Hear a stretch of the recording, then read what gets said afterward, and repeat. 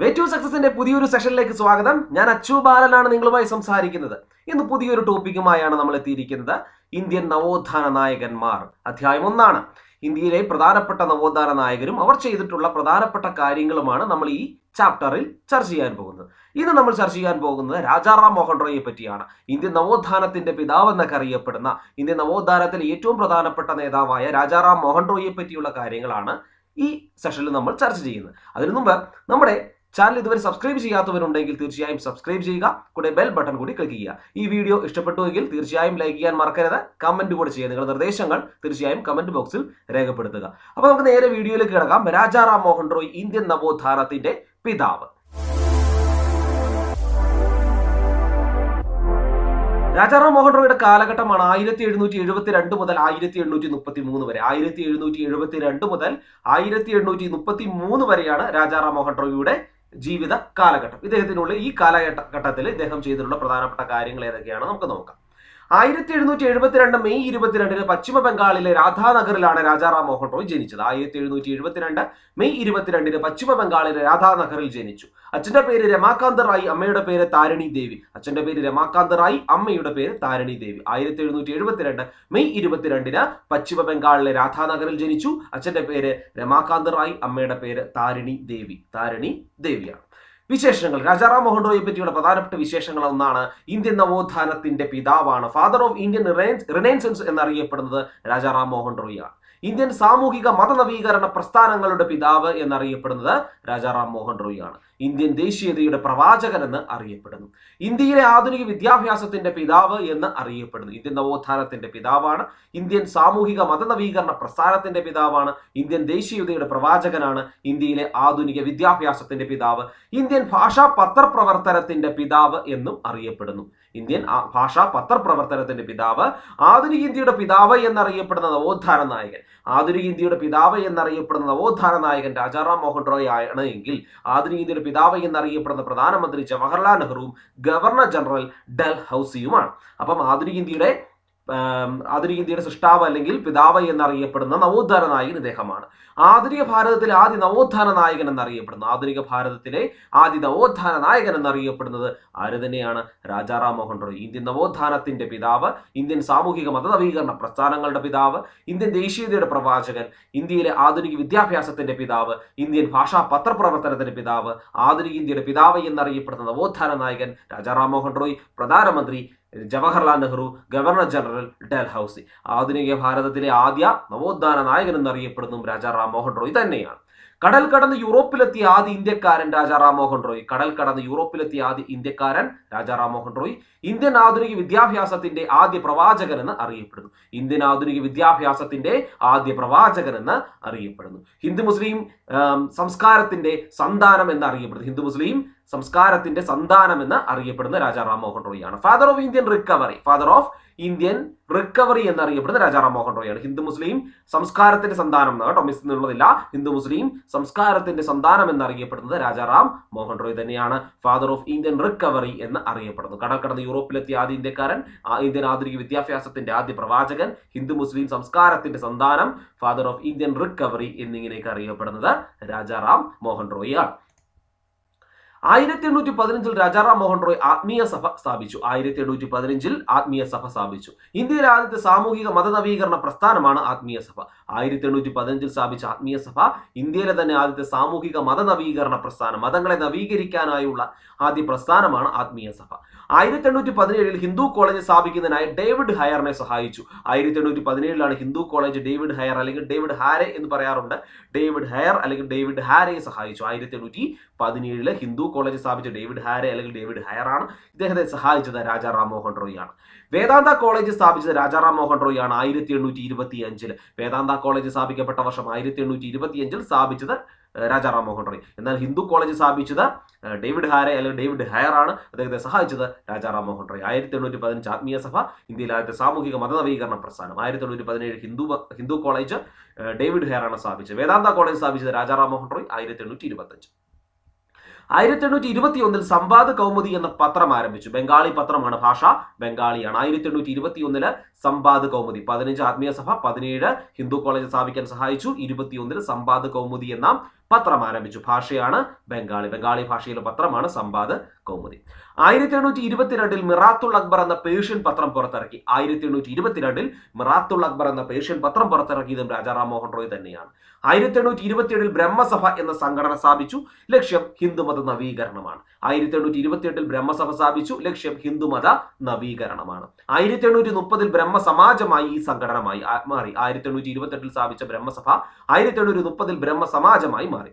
ഔദ്യോഗിക പ്രസിദ്ധീകരണമാണ് തത്വ കൗമുദി. ഈ ബ്രഹ്മസമാജത്തിന്റെ ഔദ്യോഗിക പ്രസിദ്ധീകരണമാണ് തത്വ കൗമുദി. എന്നാൽ സമ്പാദ് കൗമുദി നമ്മൾ പറഞ്ഞു രാജാറാം മോഹൻ റോയ് ആരംഭിച്ച പ്രസിദ്ധീകരണമാണ്. ഔദ്യോഗിക പ്രസിദ്ധീകരണം ബ്രഹ്മസമാജത്തിന്റെ ഔദ്യോഗിക പ്രസിദ്ധീകരണമാണ് തത്വ കൗമുദി. 1830 ഇന്ത്യയിൽ ആദ്യം മിഷണറി സ്കൂൾ സ്ഥാപിച്ചതും രാജാറാം മോഹൻ റോയ് തന്നെയാണ്.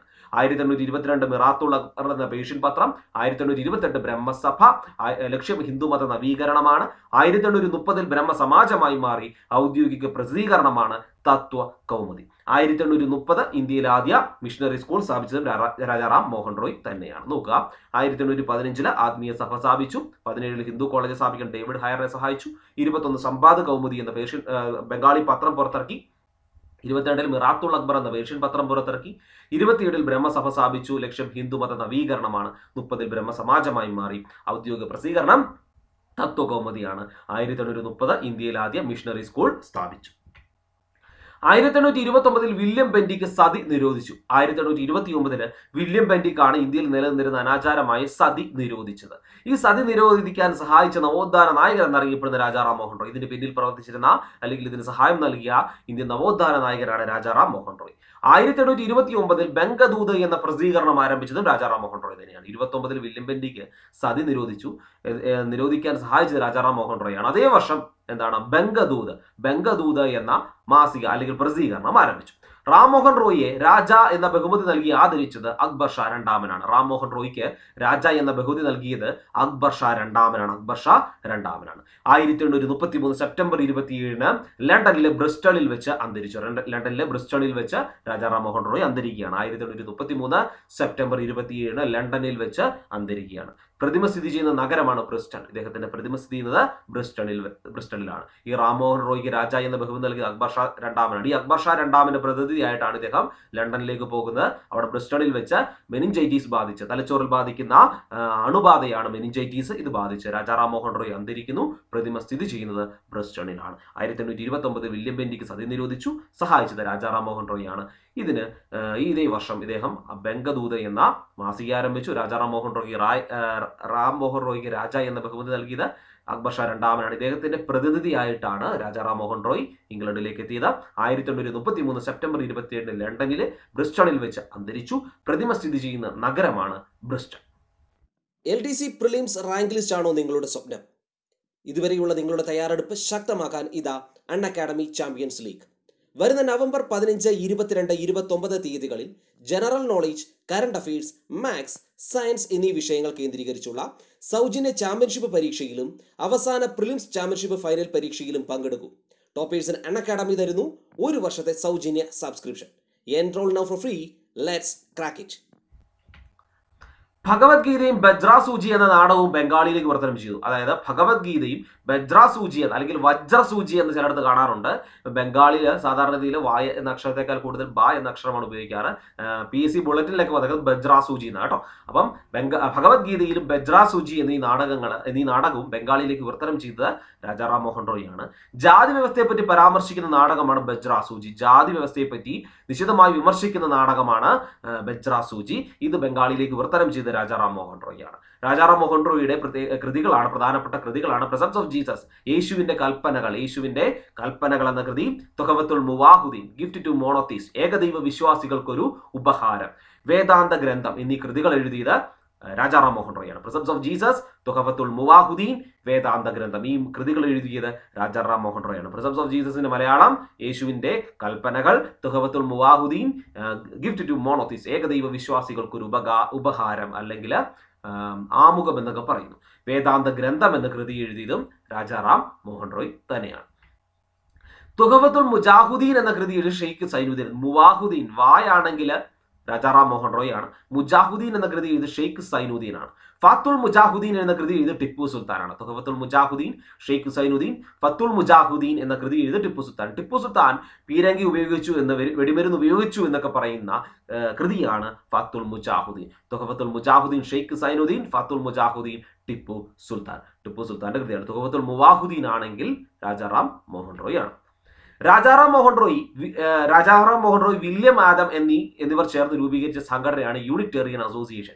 യൂണിറ്റേറിയൻ അസോസിയേഷൻ രൂപീകരിച്ച രാജാറാം മോഹൻ റോയും വില്യം ആഡം അല്ലെങ്കിൽ വില്യം ആദം എന്നിവർ ചേർന്നാണ്. രാജാറാം മോഹൻ റോയ്, വില്യം ആദം എന്നിവർ ചേർന്ന് രൂപീകരിച്ച സംഘടനയാണ് യൂണിറ്റേറിയൻ അസോസിയേഷൻ. മതങ്ങളെ താരതമ്യം ചെയ്ത് പഠിച്ച ആദ്യ അന്വേഷകൻ എന്ന് വിശേഷിപ്പിച്ചത് മോണിയർ വില്യംസ് ആണ്. രാജാറാം മോഹൻ റോയിയെ മതങ്ങൾ താരതമ്യം ചെയ്ത് പഠിച്ച ആദ്യ അന്വേഷകൻ എന്ന് വിശേഷിപ്പിച്ചത് മോണിയർ വില്യംസ് ആണ്.